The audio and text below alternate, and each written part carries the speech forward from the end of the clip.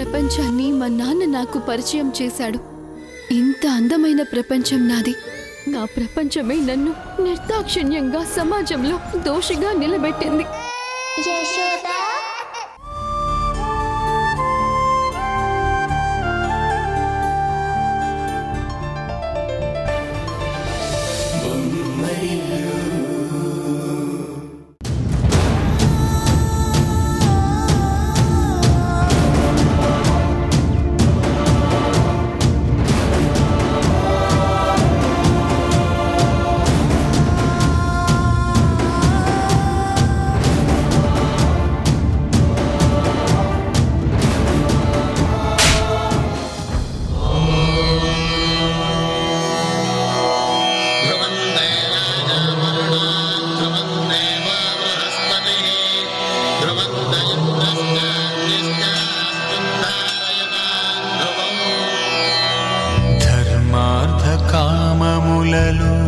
ఏనాడు నీ తోడు ఎన్నడు నే విడిచిపోను. ఈ బాస చేసి కనిండు నూరేళ్ళు నీ నీడనై నిలిచి కాపాడుతాను. నీ నీడనై నిలిచి కాపాడుతాను.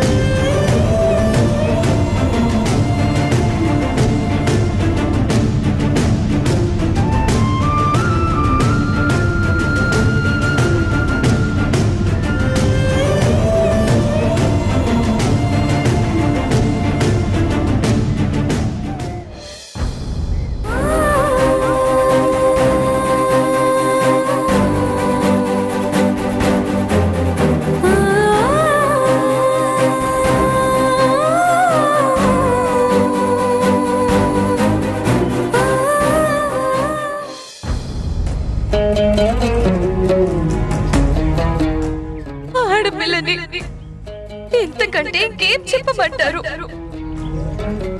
ఆపాలని ఎంత ప్రయత్నించినా రాక్షసుల్లా నన్ను లొంగ తీసుకున్నారు. ఏం చెయ్యలేని నిస్సహాయ స్థితిలో మీ బలం ముందు ఓడిపోయి కళ్ళ మోసుకోవాల్సి వచ్చింది. చీకటిలా బాధ నీరు కూడా భాష లేక ఒక ఆడది ఏ విషయంలోనైనా నిజం దాస్తుందేమో కానీ శీలం విషయంలో మాత్రం నిజాయితీగానే ఉంటుంది. వ్యక్తిత్వం స్వాభిమానం ఉన్న నాలాంటిదైతే ప్రాణం పోయినా సరే ఇలాంటి విషయాల్లో అబద్ధం చెప్పదు. నిన్ను చుట్టి వేసనా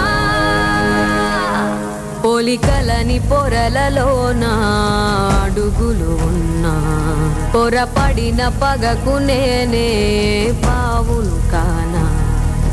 దోషమేది చేయకున్నా దోషిలాగా ఉన్నా పాసమున్న ప్రేమలన్నీ నెలరాలుతున్నా బాధ నీరు కూడా భాష లేక గొంతు మూగబోయనా. పొగిలినంతలోన పొంత నిండలేని నిండు వేదనా చేరదీయబోతే సాయమే మోయతి నీడ చేచనా. నేరమెవ్వరిదో దారి తప్పి నిన్ను చుట్టి వేసనా.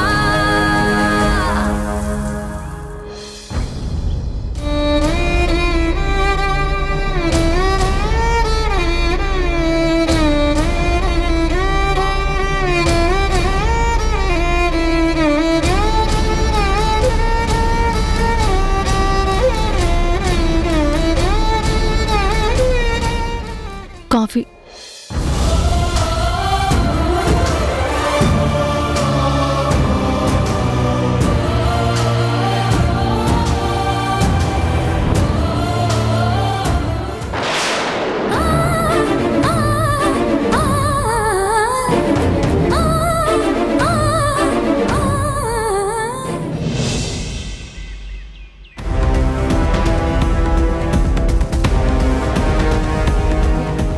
సంజయ్ సైన్ చేయాల్సిన ఫైల్స్ అడిగావు కదా.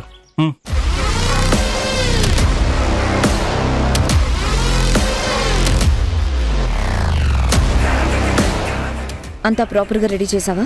ఒకటికి 2 సార్లు చెక్ చేశాను. ఈ డాక్యుమెంట్స్ మీద సంతకాలు పెట్టేస్తే చాలు. ఓకే, ఇంటికి తీసుకెళ్లి సైన్ చేయిస్తాను. శత్రువు అవుతాడనుకున్న వాడిని చెప్పు చేతుల్లో పెట్టావు. నీ talent tactics never before ever again. పెళ్ళాం అరెస్ట్ చేయించిందని, మావగారు మర్డర్ అటెంప్ట్ కేసు పెట్టారని, ఈ పాటికి ఆఫీస్కి మొత్తం తెలిసిపోయిందని చాలా ఇన్సల్ట్ ఫీల్ అవుతున్నాడు. ఆ ఫీల్ని అర్థం చేసుకొని నేనే ఆగిపోమన్నాను. చెప్పిన వెంటనే ఒప్పుకున్నాడా, లేక ఇంతకు ముందులా మారాన్ చేశాడా? నచ్చిన మాట చెప్తే వినకుండా ఎలా ఉంటాడు? ఇవన్నీ సరే గాని ఈ మంత్ ఫైనాన్స్ డ్రాఫ్ట్ రెడీ చేయమన్నాను కదా, వెళ్ళి ఆ పని చూడు. సరే మేడం, మీరు చెప్పిన పని నేను చూసుకుంటాను. కాస్త నన్ను కూడా. ఓకే.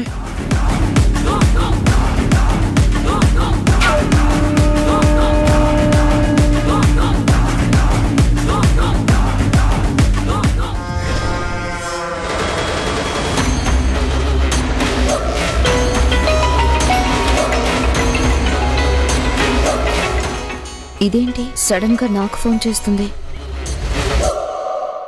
హాయ్ పల్లవి. మేఘనా, నీకు గుడ్ న్యూస్. ఏంటి, షూటింగ్ సక్సెస్ఫుల్ గా ఫినిష్ అయిందా? షూటింగ్ మాత్రమే కాదు, డేటింగ్ కూడా. డేటింగ్ ఏంటి?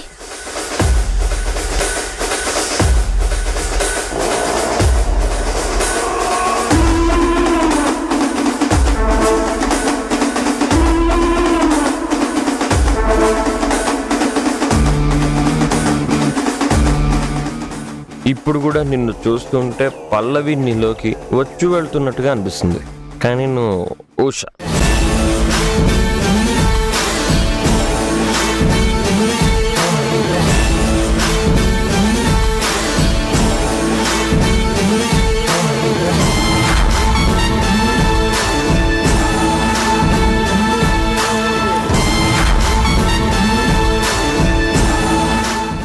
ఏం జరిగిందో ఇంకా అర్థం కావడం లేదా?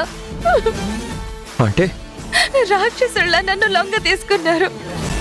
మీ బలం ముందు ఓడిపోయి కళ్ళ మోసుకోవాల్సి వచ్చింది.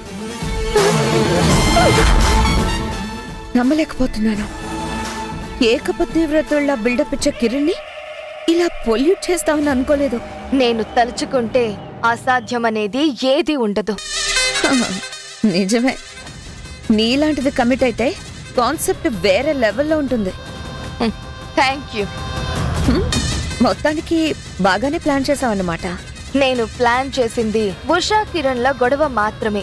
కాకపోతే ఆ దేవుడి దయ వల్ల కాలం కలిసొచ్చి కార్యం జరిగింది. ఇంతకీ కిరణ్ ఏమంటున్నాడు? ఏమంటాడు? తెలియకుండా ఏదో తాగిన భ్రమ నుండి తెలిసే తెలియక తప్పు జరిగింది అనే గిల్టీ ఫీలింగ్ వచ్చాడు. ఉదయం లేచేసరికి మన యాక్టింగ్ కి ఉక్కిరి బిక్కిరైపోయాడు. సారీ చెప్పలేక, ఓదార్చడం చేతకాక అల్లాడిపోయాడు అనుకో. నాకు ఈ క్షణం నీ సంతోషంతో పాటు ఉష శోకం కూడా కనబడుతుంది. శోకమా? ఎందుకు? అంటే కిరణ్ జరిగింది మొత్తం డీటెయిల్ గా ఉషకి చెప్పేస్తే ఫస్ట్ షాక్ అవుతుంది, ఆ తర్వాత శోకాలు పెడుతుంది కదా అని. నో మేఘనా, నాకు తెలిసి కిరణ్ లాంటి ఆదర్శ భర్త ఇలాంటి విషయాలు భార్యతో షేర్ చేసుకోడు.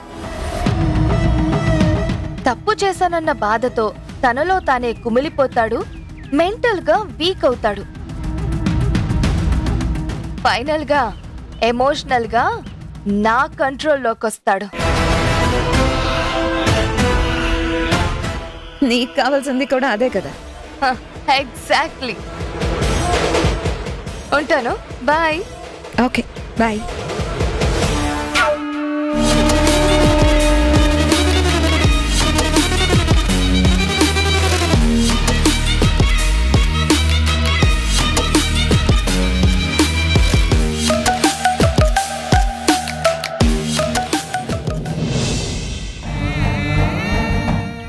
ఏం జరిగిందో ఇంకా అర్థం కావడం లేదా? అంటే రాక్షసుళ్ళ నన్ను లొంగ తీసుకున్నారు. మీ బలం ముందు ఓడిపోయి కళ్ళ మోసుకోవాల్సి వచ్చింది. నేనొక ఫ్రెండ్గా మీతో ఉందామనుకున్నాను, కానీ ఇప్పుడు మన రిలేషన్ కి అర్థం మారిపోయేలా ఉంది.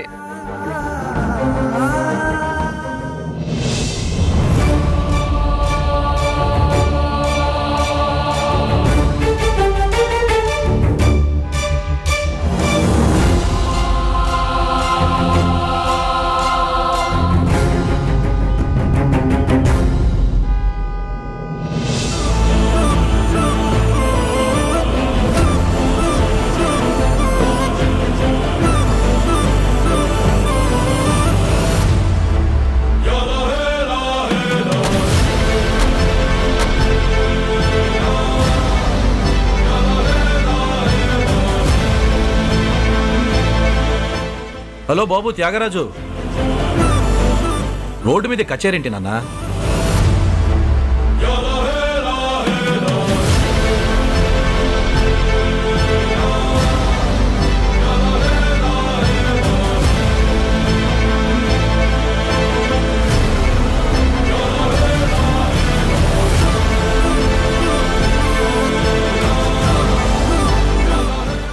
ఏరా, గుర్తుపట్టావా?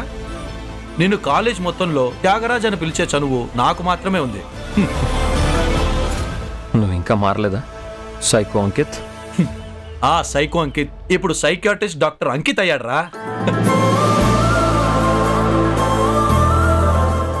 చాలా రోజులైందిరా నేను చూసి.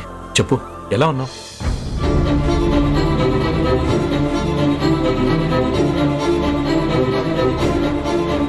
ఏమైందిరా? ఎందుకలా ఉన్నావు? నా దృష్టిలో ఇది ఒక్కరి సక్సెస్ మాత్రమే కాదు, టీం అందరి సక్సెస్. ఇలాంటి సక్సెస్ ని ఖచ్చితంగా సెలబ్రేట్ చేసుకోవాలి.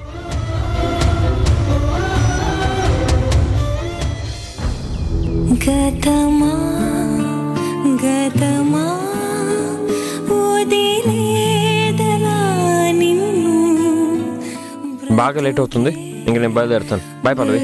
బాయ్ కిరణ్ గారు. బాయ్.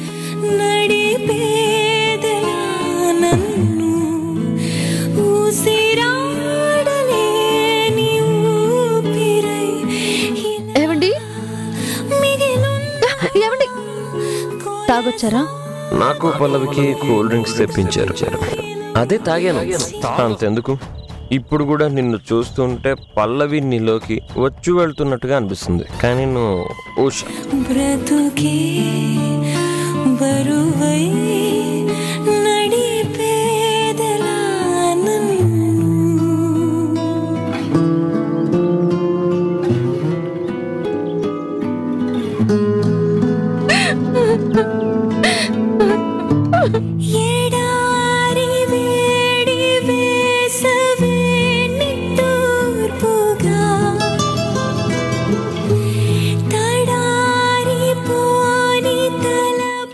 ఏం జరిగిందో ఇంకా అర్థం కావడం లేదా?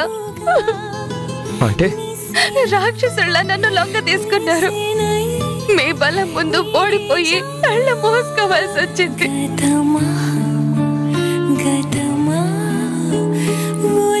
పల్లవి చెప్పే వరకు ఇంత జరిగిందని నాకు తెలియలేదంటే నేను ఏ స్టేజ్లో ఉన్నానో అర్థం చేసుకో.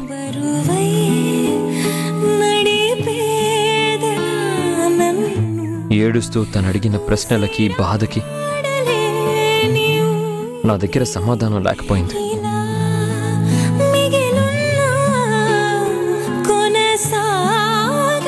తెలియక తప్పు చేశానన్న కోపం, పరిష్కారం లేని గిల్టీ ఫీలింగ్ అన్నీ కలిసి నాకు ఊపిరి సలపనంత భారంగా మారాయి. కళ్ళు మూసుకుంటే చాలు ఆ రాత్రి పల్లవి కన్నీళ్లు, ఉషా ప్రేమ ఇవే కనిపిస్తున్నాయి. రాత్రి నుంచి మెంటల్ పీస్ లేదు, మైండ్ స్టడీగా ఉండడం లేదు, పిచ్చెక్కిపోతుంది.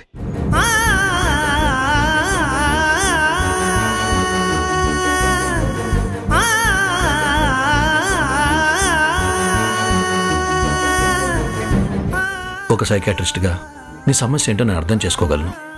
అలాగే ఒక ఫ్రెండ్గా నీ క్యారెక్టర్ ఏంటో కూడా నాకు తెలుసు. నువ్వు తెలిసి ఏ అమ్మాయికి అన్యాయం చేయవని నేను నమ్ముతాను. బట్ తెలిసి జరిగిందో తెలియక జరిగిందో ఒక తప్పైతే జరిగింది. ఒక అమ్మాయి తన జీవితాన్ని నష్టపోయింది.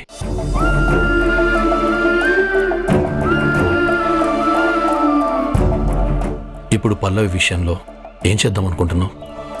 ఆ విషయంలో క్లారిటీ లేదు. ఉషకి మాత్రం అన్యాయం చేయలేను. మరి పల్లవికి అన్యాయం చేస్తావా?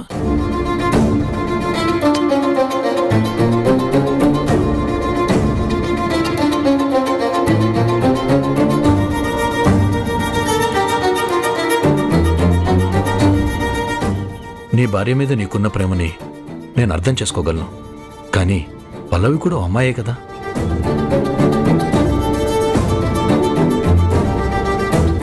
తనకు జరిగిన నష్టంలో నీ పాత్ర కూడా ఉంది కదా.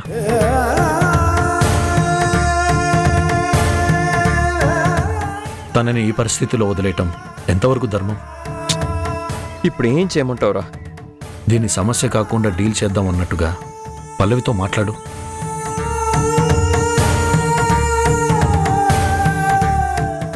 ఇది జరిగింది ఒక యాక్సిడెంట్ లాంటి సంఘటన అని తనకు నచ్చ చెప్పు. ఈ ప్రాబ్లం కాంప్లికేటెడ్గా మారకుండా ఎలాంటి డెసిషన్ తీసుకోవాలో నువ్వు ఆలోచించు. నీ మనసులో ఉన్న బాధ, ఆలోచనలు అన్నీ పల్లవితో షేర్ చేసుకో. అప్పుడు ప్రాబ్లం పూర్తిగా క్లియర్ అవ్వకపోయినా ఖచ్చితంగా ఏదో ఒక సమాధానం దొరుకుతుంది. మరి ఉష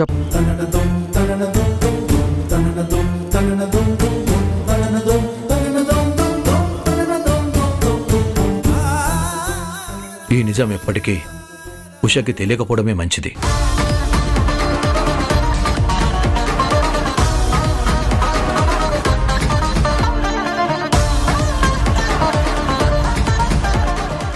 తన ప్రేమని, నమ్మకాన్ని జీవితాంతం కాపాడుకోవాలంటే ఇదొక్కటే మార్గం.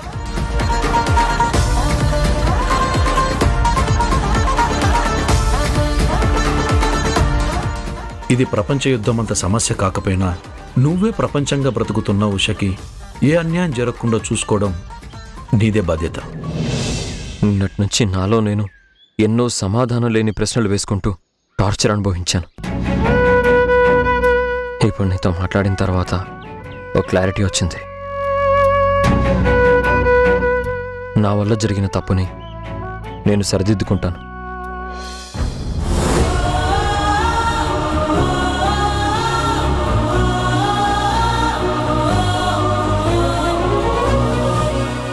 నీకెప్పుడు ఏ అవసరం వచ్చినా ఈ ఫ్రెండ్ ఒక ఫోన్ కాల్ దూరంలో ఉంటాడు. మర్చిపోకు. All the best. Thanks. Yeah.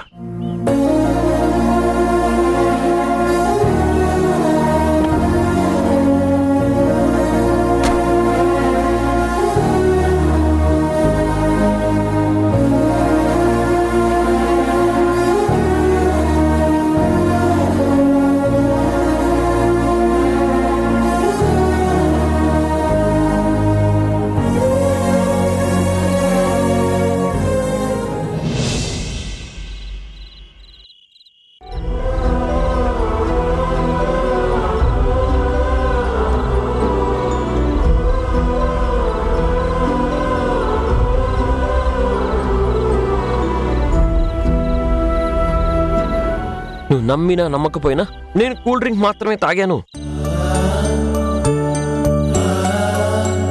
నేను నమ్మను. మీరు తాగొచ్చారు. తాగొస్తే ఆ వాసన నీకు వస్తుంది కదా. 3 రోజులైంది నా కోసం ఎదురు చూస్తుంటావు అని పరిగెత్తుకుంటూ ఇంటికి వచ్చాను. ఇంటికి రాగానే ఇలా మొహం మార్చుకుని నాతో గొడవ పడతావు అనుకోలేదు. నీ మొహం చూడాలంటేనే అసహ్యంగా ఉంది. నేను అనవసరంగా ఎక్కువగా రియాక్ట్ అయ్యానా? ఆల్బమ్ పూర్తయిన సంతోషంలో టీం అంతా కలిసి పార్టీ చేసుకుందామని ఆయన్ని బలవంత పెట్టుంటారు. ఆయన మొహమాటానికి ఒప్పుకుని ఉంటారు. నాతో డ్రింక్ మానేశానని ప్రామిస్ చేశారు కాబట్టి తాగలేదని అబద్ధం చెప్పుంటారు. నేనే అర్థం చేసుకుని వదిలేసి ఉండాల్సింది. అనవసరంగా గొడవ చేసి ఆయన్ని బాధ పెట్టాను. ఇప్పుడు ఆయన రాగానే సారీ చెప్పి గొడవకి నేనే ముగింపు చెప్పాలి.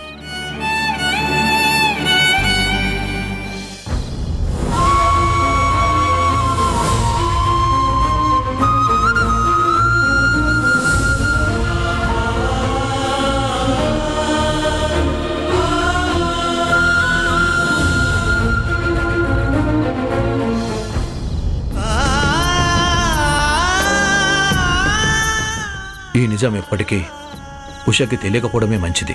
అంకిత్ చెప్పింది నిజమే. నా మనసులో ఉన్న ఆలోచనను ఉషకి చూపించి తనని డిస్టర్బ్ చేయకూడదు. అన్నీ నాలో దాచుకుంటేనే నాకు తనకి మంచిది.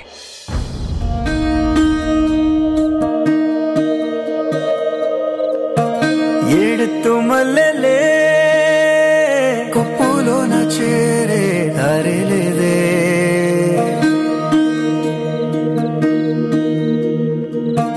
నీ తోడు కోయిలే పొత్తుగుకే వేళ కోయలేదే, రాయెత్తు అల తెర దాటి చేరరావే చెలియా, ఈ పొద్దు పీడ కల దాటి నిదరోవే సఖియా. ఐఎమ్ సారీ అండి. తరత తర తరరా రే తరరా రే తరరా. 3 రోజులు మీరు నాకు దూరంగా షూటింగ్లో ఉండొచ్చారు. రాగానే ప్రేమగా మాట్లాడాల్సింది పోయి పిచ్చి దానిలో గొడవ పడ్డాను. నన్ను క్షమించండి.